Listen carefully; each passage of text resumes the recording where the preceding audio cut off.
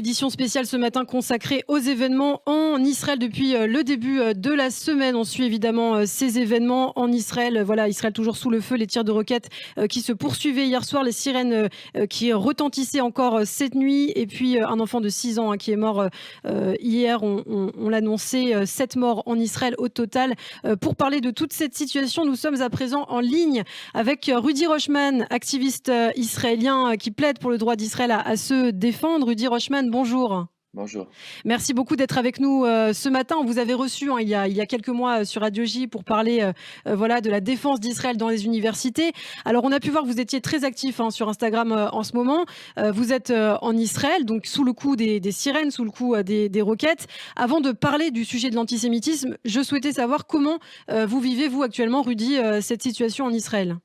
Bon, moi, j'habite à Jérusalem et ma famille habite à Tel Aviv. Alors, je suis entre les deux villes et les deux villes ont reçu beaucoup de roquettes. Alors, notre vie, c'est tous les quelques heures, tous les jours, il y a des roquettes il y a une sirène qui va, on rentre dans le bomb shelter, dans la chambre où c'est protégé pour des bombes et on entend des explosions dehors et on doit vivre une vie comme ça. Mmh. Alors évidemment, aujourd'hui, il y a énormément de choses qui se disent sur les réseaux sociaux, hein. Tout le monde, voilà, un petit peu s'embrase sur Internet.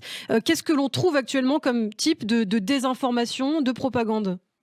Ben, c'est pas vraiment différent que tous les jours vraiment dans la vraie vie. Il y a une désinformation sur Israël où ils essaient de convaincre le monde que Israël c'est le truc le pire du monde.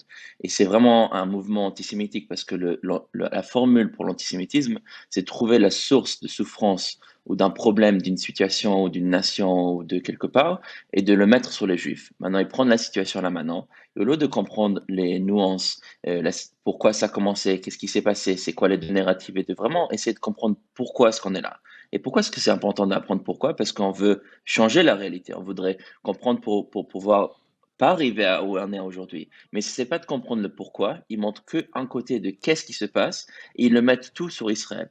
Comme pour exemple, dès le début, qu'est-ce qui s'est passé avec Oui. Sheikh Jarrah ou la communauté Shimon Tzadik, que c'est où que tout a commencé. Il y a une communauté arabe palestinien à Est-Jérusalem, qui est 100% palestinien, mais il y a en 48, il y avait une communauté juive qui habitait là-bas parce qu'il y a une tombe de juifs qui est très importante là-bas, il y avait une communauté juive. Mmh. Maintenant, qu'est-ce qui s'est passé? En 48, il y a les Jordaniens qui ont pris cette terre et qu'ils ont viré tous les juifs, ils ont ethnically cleansed, ils ont enlevé tous les juifs de cette terre.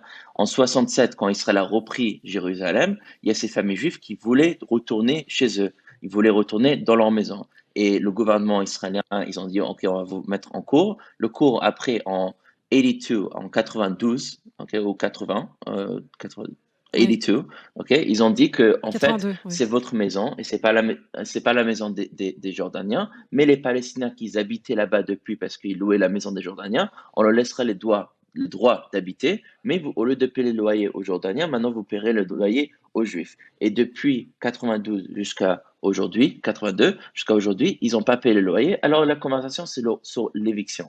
Mais au lieu de parler que, OK, il y a un conflit, il y a un dispute, peut-être ce côté a raison, peut-être ce côté a raison, on parle de 8 maisons, c'est pas le fin du monde, c'est pas tous les Israéliens contre tous les Palestiniens. Les médias, ils montrent, ah, regarde, les Israéliens, ils veulent virer tous les Palestiniens, ils veulent rien avoir avec les Palestiniens. Et les Palestiniens, ils entendent ça, ils disent, oh, on se fait tous virer. Après, il commence à avoir des clashes sur le Temple Mount al-Aqsa. Il y a pas tous, mais il y a des Palestiniens qui commencent à jeter des pierres sur les Israéliens et sur la police. La police vient pour enlever les gens qui sont en train de jeter des pierres et allumer des feux d'artifice sur les civiliens et sur la police. Ils commencent à dire sur les médias, ah, regarde, il y a les Israéliens qui veulent pas qu'on prie ici, ils sont contre qu'on prie, ils veulent pas qu'on soit là. Ils Mmh. essaient de prendre toutes les informations, les tourner comme s'il y a Israël ou les Juifs qui veulent leur faire du mal, ils veulent leur enlever des choses.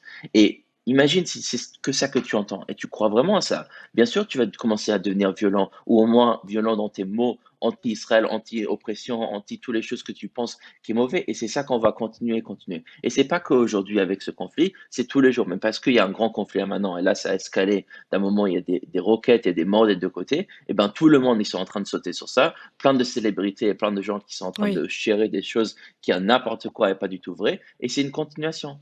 Aujourd'hui, Rudy, votre travail consiste, voilà, à multiplier, les rencontres, multiplier aussi les conférences, voilà, à distance sur internet à cause du coronavirus. C'est important aussi de rencontrer l'autre camp, l'autre côté, de parler avec eux? Ouais, ben, je suis parti d'un mouvement en Israël qui s'appelle Habayit.